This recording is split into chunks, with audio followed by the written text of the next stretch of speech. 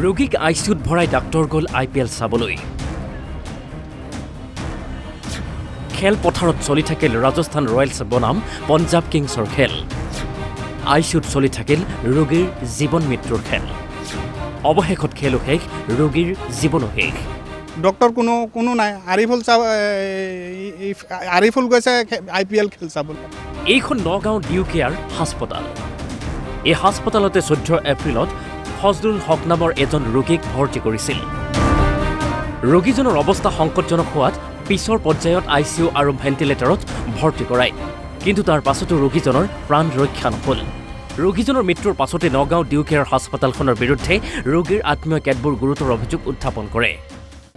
আমি 14 তাৰিখে আপোনাৰ 6টামান বজাত আমাৰ এজন পেচেণ্ট আমি লৈ আহিছিলোঁ ডিউকেয়াৰত।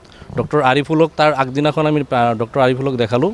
দেখুৱাত তেওঁলোকে টেষ্ট কিছুমান কৰিব দিলে। আমি টেষ্টবিলাক কৰালোঁ। কৰোৱাৰ পিছত তেওঁ ক'লে যে ক্ৰিটিনাৰ প্ৰব্লেম আছে, কিডনিৰ ক্ৰিটিনাৰ প্ৰব্লেম আছে, পেচেণ্টটো এডমিট দিব লাগে।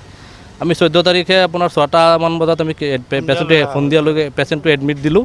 এডমিট দিয়াৰ পিছত তেওঁলোকে ক'লে যে পেচেণ্টটো ICUত দিব লাগে। আমি ঠিক আছে ICUত দি দিওঁ, ক্ৰিটিকেল হৈ আছে ঠিক আছে ICUত দি দিয়ক। কিন্তু ICUত দিলে অসুবিধা নাই। যোৱাকালি আমাক ৰাতিপুৱা ক'লে যে পেচেণ্টটো লাগিব, ডায়লচিছ লাগিব। ঠিক আছে ডায়লচিছো কৰক, অসুবিধা নাই। ৰাতিপুৱা তাৰপিছত সন্ধিয়া 5টামানত তেওঁলোকে ডায়লচিছ কৰিলে। ডায়লচিছ কৰাৰ পিছত পেচেণ্ট নৰ্মেল, পেচেণ্ট গৈ আপোনাৰ আকৌ ICUত সোমাই আছে, অসুবিধা নাই। ৰাতি আপোনাৰ 11টা 12:30 আমাৰ যিজন পেচেণ্টৰ লগত যিজন তেওঁৰ পেচেণ্টৰ ল'ৰা আছিলে, পেচেণ্টৰ নাম ফজলুল হক, কিন্তু তেওঁলোকে ইয়াত এণ্ট্ৰি কৰি থৈছে ফজিলা বুলি। কাউণ্টাৰত ফজলুল হকৰ জেগাত এণ্ট্ৰি কৰি থৈছে ফজিলা বুলি। ৰাতিপুৱা পিছত আমি যেতিয়া ক'লোঁ যে আমাক বিল দিয়ক, ফজিলাৰ নামত বিল দিব খুজি আছে। সেইটো এটা মিষ্টেক কৰিলে। তাৰপিছত আপোনাৰ ৰাতি 12টাত ক'লে পেচেণ্টজনৰ অৱস্থা বেয়া, পেচেণ্টজনক আমি ভেণ্টিলেটৰত দিম। আমি কৈছোঁ ঠিক আছে, যদি অৱস্থা বেয়া যদি ভেণ্টিলেটৰত দিয়ক, অসুবিধা নাই। ইন দ্য মিন টাইম পেচেণ্টজন 4:40 পেচেণ্টজন এক্সপায়াৰ হৈছে। আমি ৰাতিপুৱা যেতিয়া বিল ল'লোঁ, বিলত চাওক, আপোনালোকে ইয়াত দেখা পাব, বিলত চাওক, ইয়াত ভেণ্টিলেটৰ তেওঁলোকে 28 ঘণ্টা ভেণ্টিলেটৰ দেখুওৱা বুলি কৈছে। 28 ঘণ্টাত ভেণ্টিলেটৰ তেওঁলোকে 8,400 টকা ভেণ্টিলেটৰৰ বিল লাগে বুলি কৈছে। এজন পেচেণ্টক ভেণ্টিলেটৰ দিব হ'লে আমাকতো আগত জনাব লাগিব যে পেচেণ্টজন আপোনালোকে ভেণ্টিলেটৰত দিম। জনাইছে ৰাতি 11টাত, কিন্তু তেওঁলোকে দেখাইছে যে পেচেণ্টজন আমি পৰহিৰ পৰাই ভেণ্টিলেটৰত ৰাখি থৈছোঁ। গতিকে আমি তেওঁলোকৰ লগত বেহেজ কৰিব অহা নাই বা কাজিয়া যুক্তি হৈ কৰিব অহা নাই। আমি কৈছোঁ সৰ্বসাধাৰণ মানুহখিনিক তেওঁলোকে লুটি আছে। এই হস্পিটেল, প্ৰাইভেট হস্পিটেলখন খুলি সৰ্বসাধাৰণ মানুহখিনিক লুটি আছে। চৰকাৰে ইয়াৰ দৃষ্টিগোচৰ কৰিব লাগে। আৰু আমি যে সাধাৰণ মানুহখিনি, যিখিনি শ্ৰমজীৱী মানে, আজি ধৰক ইয়াত বহুত পেচেণ্ট আছে, তেওঁলোকৰ কোনোবাই মাটি বন্ধক দিছে, মাটি বিক্ৰী কৰিছে, কোনোবাই ঘৰ মাটি বিক্ৰী কৰি আনি ইয়াত ট্ৰিটমেণ্ট কৰি আছে। কিয়? বেটাৰ ট্ৰিটমেণ্ট পাবৰ কাৰণে আমি ইয়াত আহিছোঁ না। তেওঁ ডক্টৰ আৰিফুল, তেওঁ উপস্থিত নাই। তেওঁ বোলে ক'ৰবাত গ'ল, খেল চাব নে কিবা গ'ল। আমি ভেণ্টিলেটৰত আপোনাৰ ডায়লচিছ কৰাৰ পিছত তেওঁ কোনো আহি দেখা নাই। বেলেগ আপোনাৰ ICUৰ ডক্টৰে দেখিছে। এতিয়া আমি ডক্টৰৰ লগত কনচাল্ট কৰোঁতে তেতিয়া আমি কৈছোঁ যে কেনেকুৱা, তেওঁলোকে আমাক উল্টাহে বুজায় আৰু কয় মিডিয়াই কি কৰিব কৰকগৈ আপোনালোকে। তেওঁ এডমিট কৰাৰ পিছত আমি তেওঁ কালি নাই, তেওঁ কালি IPL আমি শুনিছোঁ, শুনামতে আৰু IPL চাব গ'ল। তাৰ আগতে 9টামান বজাত আৰু এজন মেডিচিন ডক্টৰৰ লগত মই নিজে ফোনত টেলিফোনত কথা পাতিছোঁ। মই কৈছোঁ তেতিয়া পেচেণ্টৰ অৱস্থাটো কি কওকচোন।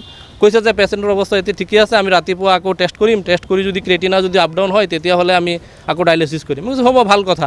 এইটো আপোনালোকে তেওঁলোকৰতো লুণ্ঠন, এইটো আৰু সাধাৰণ মানুহখিনিৰ লুণ্ঠন। এতিয়া ধৰক আমি এইটো পঢ়িব পাৰিছোঁ কাৰণে আমি বুজিছোঁ। এতিয়া ইয়াত বহুত মানুহ আছে তেওঁলোকে বিল পঢ়িবই নাজানে। গতিকে সেই মানুহখিনিৰ পৰা তেওঁলোকে লুণ্ঠন কৰি আছে না। গতিকে মই আমাৰ আমি পে'মেণ্ট দিব লাগে দি দিম। আমাৰ পেচেণ্ট এক্সপায়াৰ হৈ গ'ল। আমি ধৰক ভুক্তভোগী। এতিয়া আমি বুজি আছোঁ আমাৰ পেচেণ্টজন গ'ল, আৰু যাৰ মা দেউতা যায় বা বৰ্তা যায়, খুৰা যায়, তেওঁ বুজে। আমি আপোনালোকৰ থ্ৰুদি এইটোৱে ক'ব বিচাৰিছোঁ যে অনাগত দিনত যে এনেকুৱা ভুল আৰু তেওঁলোকে নকৰে, আৰু অলপ ইয়াৰ বিষয়ে অলপ চৰকাৰে যে দৃষ্টিগোচৰ দিয়ে প্ৰাইভেট হস্পিটেলবিলাকৰ বিষয়ে। আমি যেতিয়া ক'লোঁ যে ঠিক আছে হ'ব, আমি অলপ মিডিয়াক কথাটো ক'লে মিডিয়া চিডিয়া কাক কওক, আমি এইবিলাক কেয়াৰ নকৰোঁ, এনেকৈ বুলি ক'লে। আৰু এইটো ডিউকেয়াৰ নাৰ্ছিং হোম, নগাঁও। নগাঁৱৰ পৰা টমাছ ভূঞা, অসম লাইভ 24।